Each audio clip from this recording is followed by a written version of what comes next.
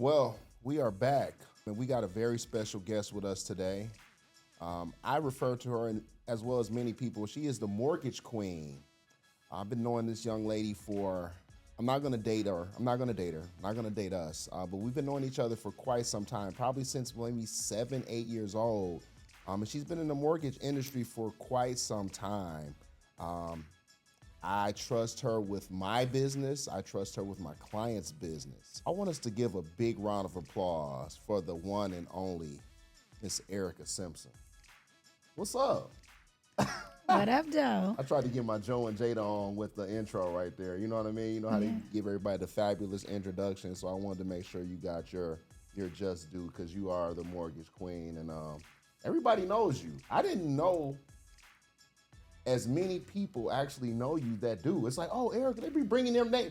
People come to me and bring your name up like they introducing you to me, and I'll be like, I've been knowing Erica since we was yay high. Like, yeah, I know who that is. So you out here. You out here. I'm known in these streets. You are known in these streets. So what's going on? How's business? How's the real estate industry? Business is good. Yeah. Surprisingly, August has been a very productive month. Okay. So I'm looking forward for this last quarter. I'm gonna bang it out. Okay.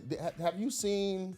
Because it's so funny, and you know, we're gonna jump into some serious questions here because we want to make sure that we always educating the audience. But like the last couple years with the rates, you know, being the way they were, did you notice a drop off in business? I know the refinance, I know that was kind of non-existent. I'm assuming, but as far as like the buyers, homeowners. Absolutely. So I would say 25, 24 was a rough year because we saw the increase in rates. And so that put a fear into buyers. So what we went through during COVID, those 2 to 3%, it gave a false sense of what rates should be. We are really where rates should be, which is 6 to 7%. That is normal in a normal, economy.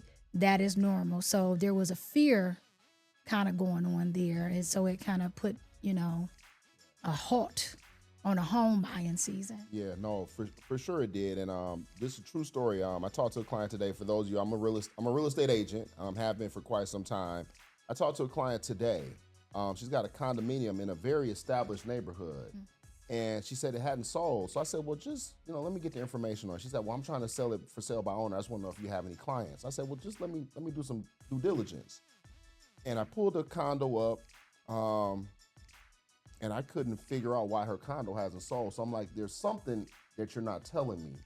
She's like, what's the interest rates? I said, no. I said, maybe this was about 18 to 24 months ago. I could buy the whole interest rates are scaring people. But I was like, I think buyers right now have kind of settled in and know what the new norm is, right? Yes. 6%, right? Yes. Which is the old norm, right? So she's like, no, it's the interest rate. I said, all right, well. So anyway, I did a bunch of due diligence. It has nothing to do with the rates. There's some other things, but I'm not going to go off on that tangent because it's about mortgages. It's about Erica Simpson. It's about education, and we're going to get into it. So people come to me all the time. I want to buy a house. So the first thing I do, I say, hey, have you been pre-approved? Because we don't waste time with window shoppers or people who aren't ready. So how do you know when you're ready? When people come to you, how do you know when you're really ready to buy a house? There's some preparation that's done when you're ready to buy a house. So you have looked at, my favorite things is income, credit, and assets. So is your income stable? Have you been working consistently for 2 years? Meaning it doesn't mean 2 years on the job, but 2-year work history with no gaps. Have you been working full time, right? So you say, hey, I've got the stable job, I'm ready. As far as assets, have you been saving money? So if you just wake up and you just say, hey, I'm ready to buy, I want to buy, but wanting to buy, there's a difference between wanting and being prepared to buy. Absolutely. Right. So have you been saving some money? Have you been credit? Have your bills been paid on time for the last year? Have you said, okay, I am in a position to buy? So I've got income, credit, and assets. So if you haven't looked at all three, you're technically not ready to buy. You just want to buy. And it's okay to wanting to buy, which is the reason why you come to us, so we can get you prepared. So whether it's now or later, we'll get you in a position to become actually ready to buy. And one thing I know about you, And I take the same approach with my clients as well. We'll give people the hard truth, right? Yes, sir.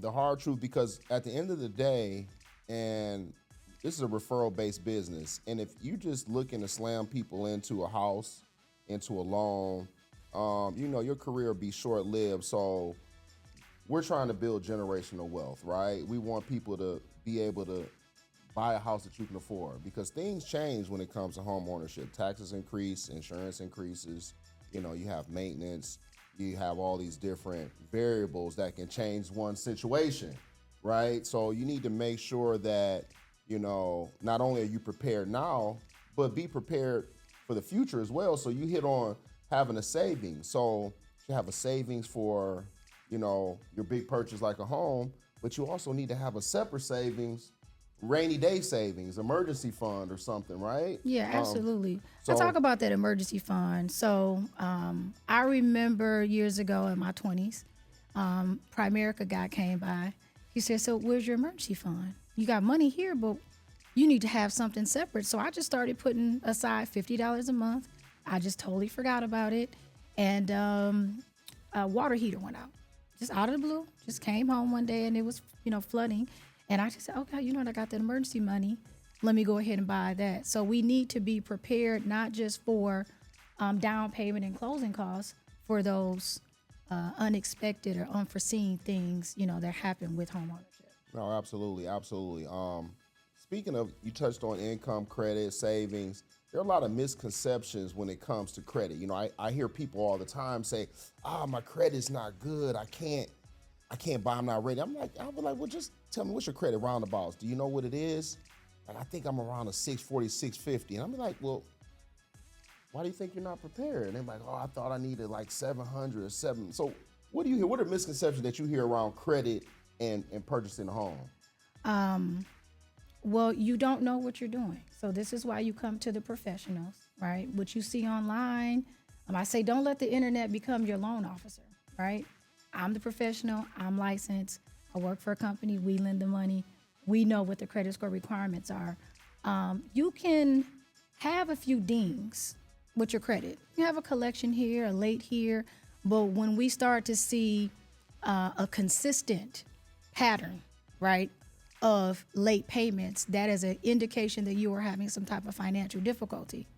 And that's the reason why your score drops. And as a lender, we don't want to put more on you than you already can't handle what you have. So as we go back to preparation, has your credit been paid, your bills been paid on time for the last year?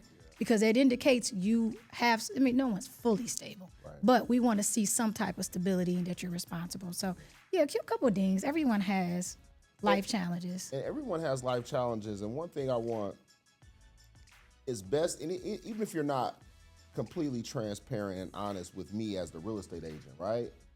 It's important that they're completely honest and transparent with your mortgage person, right? Yes, I'm a find-ologist, okay? I'm a find-out-ologist, okay? A find-out-ologist, I'm right? gonna find out. They can't hide it, right? So it's like, because people, we've run across things, in our dealings with our, some of my clients, and it's like, did you think that was not going to come up? That goes back to preparation, right? So you don't have to hide anything if you've been properly prepared, right? There's no reason. So if you're feeling like you need to circumvent or come up with it, you're not really prepared to buy. So that ends up coming out during the purchase process. We see that you weren't really prepared. Right. And part of preparation is education, right? So this is what we're giving you all right now, is education, which is going to help you be prepared so you don't have to feel like you need to hide something, right? Yeah. Or feel uneasy about explaining your situation, because for every situation, or challenge, there's a solution. It may take 3 months, it may take 6 months, it may take a year. A year goes by fast, right? But let's uncover whatever it is that you're trying to cover up so we can figure out how to get some, solutions to that to get you towards, home ownership, right? Which is the goal. Speaking of home ownership and goals and savings and assisting people in education, down payment assistance, that's been the hot one for a while. And I know you know all about it. you were pumping them out. Like, you know what I'm saying? You was Avon on the block, Barksdale with the first time homeowners out here. So Yeah, I am what you would call a DPA specialist. And while it is an excellent opportunity for you to get into home ownership, it doesn't negate income, credit, and assets. So it's just a tool to help you get into it. There's still a down payment. You still have your upfront cost, your deposit, your inspections, and then your appraisal fees. You still need some upfront money there. So, and then we have to follow 2 sets of guidelines. So you have the lender's guidelines, and then you have to also do the second set, which would be the DPA or the down payment assistance guidelines. So we have to follow and meet both, which can be challenging. So again, the internet is not qualified. It may give you information on one program, but it doesn't give you the information for the lender. And they have to meet. So this is the reason why you speak to, a lender first before saying, hey, I qualify for this and that. But, I think it's an excellent tool. This is the first time in years. So I'm going to go ahead and disclose, my age a bit. This is the first time in 30 years that I've seen so much DPA, down payment assistance. I understand why, but we have to put ourselves in positions to take advantage of that money because we don't know when it's going to run out. That's right. And we did lose some programs a few years ago, but we got some great programs going on right now. Well, that's good. That's good to hear. And so down payment assistance, it's assistance. You still have to do your part, right? Yes. You still need to be saving, right? If you've prepared, as we've said prepared numerous times. If you prepared and you've said, you should go into the situation as if there is no down payment assistance. Absolutely. Yeah. Right? Yes. Go into it as if there is no down payment assistance. And then now when you have that assistance, boom, now you just put that money to the side. Now you've got a fund that's already there and you were prepared. So it's icing on the cake. Don't go into it with, lending your pockets, your inside out and saying, hey, I need help. That's not how it works. You still have to have, your ducks in a row, your I's dotted, your T's crossed, because people are only willing to help people who've done something, right? Yeah, you have to be vested. You have to have some skin in the game. And so there is an automated underwriting system that all lenders use, and it's going to evaluate your income, credit, and asset. So if you got a few bumps and bruises on your credit, and you have minimal amount in the bank, just enough to close, and you're getting down payment assistance, that's not really a strong file, right? What looks strong is I've got better than fair credit, and I've got, my money for my inspections and everything. I have that, but you know what? I also have 3 months of mortgage payments sitting in the bank. And so now the system says, you know what? This looks like a stable buyer, right? So, can we get you into a house with very little out of pocket? Absolutely.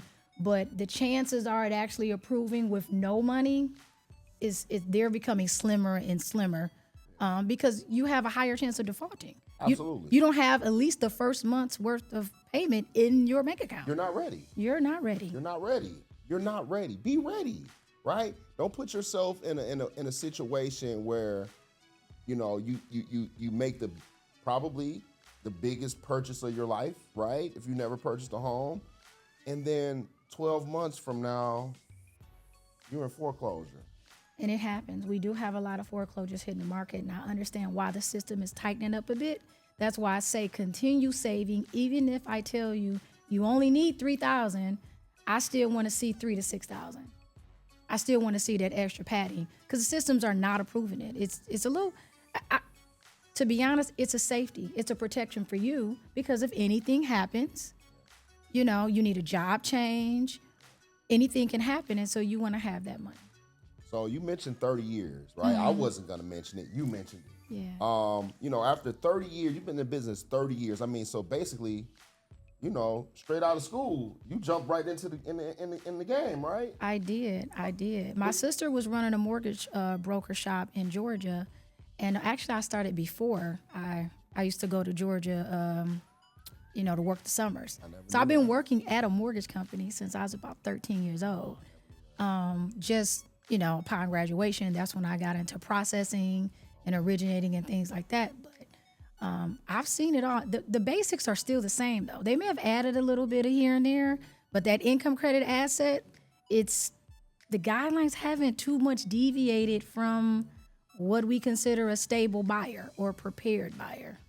So, wow. So really, it's been longer than 30 years. So after being in the business this long, like, what is there something that you wish people, more people understood about really home ownership or what it takes to be a homeowner? What do I? I mean, other than everything that we've touched on, right? Because we've touched on the foundation, right? Income. So if the foundation is there, I kind of touched on a little bit about not allowing the internet to become your loan officer. That is your, it's your worst enemy. I got a better one for you then, because you just brought up the internet and letting the internet be your loan officer, and we got AI and even more so than AI and the internet, we got friends and family, right? We got friends and family. So, and they always have all the answers, right? And many times, and this is, not knocking anybody out right here. We love our loved ones. We want the best for them. But y'all got to stop giving people advice about things that y'all don't really know about and haven't done. Yeah. So I spoke to a potential buyer today, and I was explaining to her that your credit report and your circumstances are unique like a fingerprint. So it can be two exact, it appears to be two exact deals, $250,000, one can be FHA, one can be conventional, one can be VA, we can have 4 different loan types, and all 4 deals are completely different when it comes to whether one is going to accept the gift. One, you don't know what the person's assets are. You don't know if they pay rent or not. You don't know if they're getting, down payment assistance. So your deal is unique. So it's hard for, and we know they mean well, for someone on the outside to say, well, I got a gift. Well, your situation may be a little bit different, right? And so that may have worked for them. So I've seen what we appear to be 2 identical deals. They're not identical. So they do mean well, but they can derail your entire process. I'm in the field. Like you're behind the scenes, pulling back all the layers and having these conversations. And you're on social media a lot. She's on social media. So she posts. So I see some stuff. Like, what's something somebody just told you and you just like who told you that? Like, where'd you get that from? Who told you that? Yeah. So, I was talking to, my mom. My mom said I can just get a gift. So I just deposited, $3,000-$4,000. I mean, the money is in the bank. I mean, what's the problem, Erica? I got the money. What's the problem? Where it come from? Well, it's a gift. Just out of the blue? It's a gift. Yep. Does it have to be? All right, so let me ask you this, because I hear this all the time too. When you get a gift or any other money that just randomly hits your account, is seasoning still a thing where money has to be in your, let's say it's not a gift. Let's just say some random $10,000 hit your account and you're like, okay, I got it. Does it have to be in your account for any specific amount of time, or is it loan specific, lender specific? No. So seasoning was a term that we used many years ago. 60 days. The money needs to be sitting there for 60 days. However, by the time 60 days come around, you would have had another statement. So I won't even see the $10,000, right? So that's one thing, but it's sourcing undocumented deposits. That will give you a denial, because if we cannot source the money and it's not traceable, which means you're not vested, we're going to back that money out. For example, your balance is $20,000 and you need $15 to close, and you're like, well, I got the $20,000. What's the problem? Well, you got $10,000 cash deposit. So as a lender, we're going to take $10,000 and say, okay, you only have 10 available.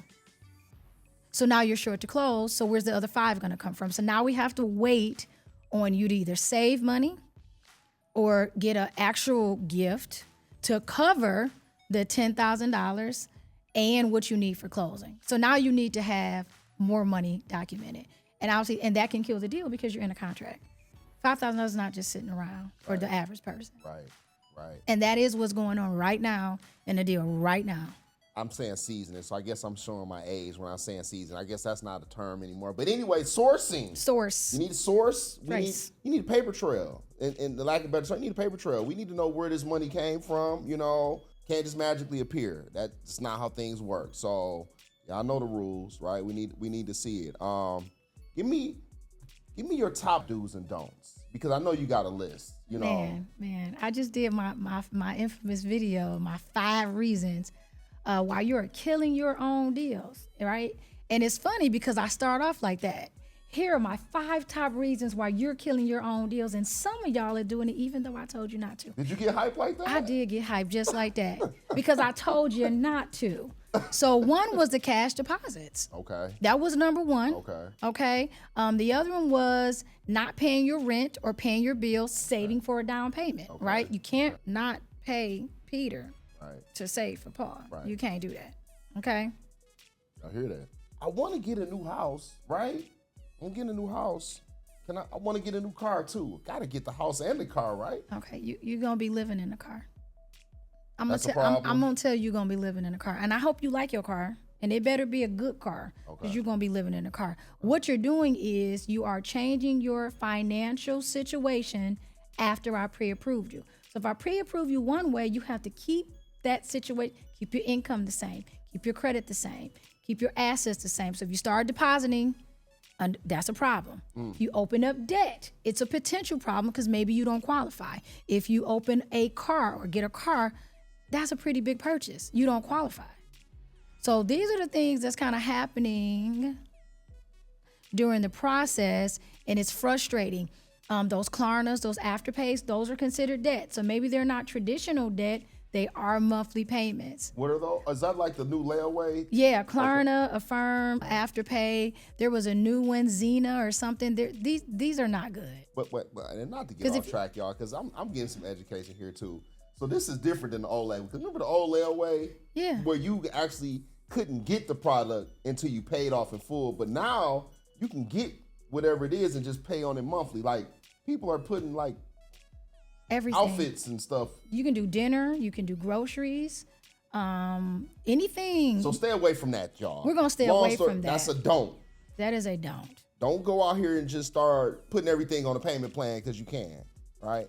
That's not the way to home ownership. That's definitely on the list. No Affirmed, and what else is the it? Klarna, the Afterpay, any of the buy now, pay later accounts are going to affect what you qualify for. And if you are tight, meaning, you know, it's a difference between your dream house and something else, and you've got $300 in Affirm payments, but that's a lot more house. So you just prevented yourself from buying the house that you want because you did the buy. Listen, you're not prepared to buy. If you can't buy it right now, you don't need to buy it.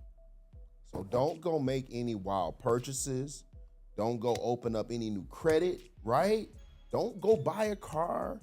Don't try to go open up a Gardner White account because you trying to get prepared, right? We want you to be prepared, but not in that way. We don't want you to try to get prepared for, for all new furniture, right? But do save money, right? Do pay your bills on time, right? Those are just the main things. I mean, I have the 10 commandments, but the main things that I'm saying right now are those things. So we just want you to avoid that. The process is, it can be a little stressful. So if you're prepared, it just can be less. We want you to close on time. So we don't want anybody wasting their money by getting into the deal with the deposits and things. So just kind of follow the rules. And my video said, because I told you not to, right? So let's not question Erica, the queen, because when I said not to, it's not because I'm trying to control the situation. I'm trying to control how the deal goes, and that is my job, to get you the house.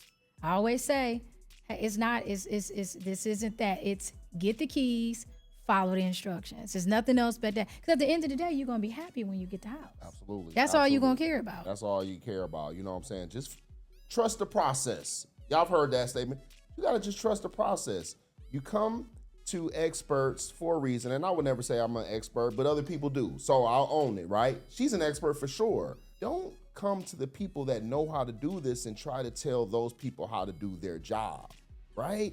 That's one of the things that becomes a point of frustration. Trust the process, trust the people that you've come to with your business to help you with a very important decision in your life. So stay prepared. One thing I want to mention is that Eric and I are supposed to be doing something together here over maybe the next month or so. We're going to put something together, a workshop. We haven't decided yet if we're going to do it either in person or via Zoom. We may do it via Zoom, even though I love the in-person, but we tend to get more turnout, better attendance when we do something, when we allow you all to sit in the comfort of your own home. So be on the lookout, definitely before the end of the year. But one thing I did want to ask you, what do you see the interest rates? Because I know that's what everybody wants to hear. What do you see this market? You see anything big coming with the rates over the next, call it 12 to 24 months? I don't. I think we're going to settle where we are, 6.5, 6.75.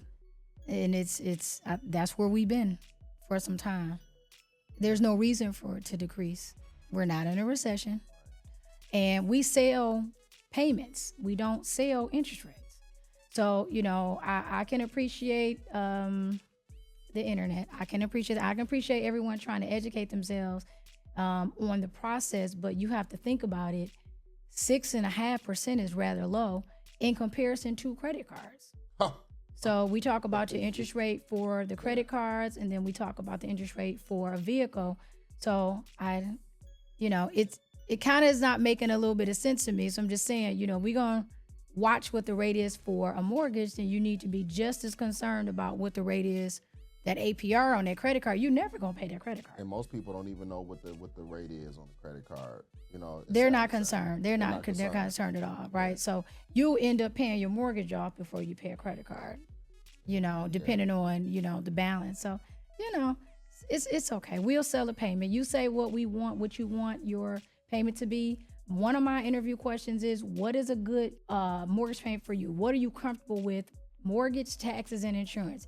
That's the number I stay within. And my pre-approval, whether you qualify for more or not, if you tell me that you only qualify for $1,700 a month, that is where I'm going to keep you. Because we don't want you to be house poor. I'm glad you said that. And I'm glad you said that. And I want to make sure that y'all heard that, because when I'm out with clients, people say, oh, I don't want to spend more than, $250,000 for a house. That's the wrong approach from my perspective. And she basically just said that. I tell people, let's not worry about the cost of the house. How much are you comfortable with per month? Because the cost of the house is one thing, but $250,000 in Detroit is not the same as $250,000 in Warren or $250,000 in Southfield or somewhere else. Why? Because your insurance is going to be different. Your taxes are going to be different. So the cost of the house is one thing, but the principal, interest, tax, and insurance, everything in totality is not the same. So let's concentrate on what we're comfortable with per month. Then we can say, okay, based on that, this is where you need to be shopping at. Yeah. Right? So a lot of times, clients will say, hey, I'll ask like a couple questions just to see if they're in line with, I don't want to use the word reality, but what's going on. So,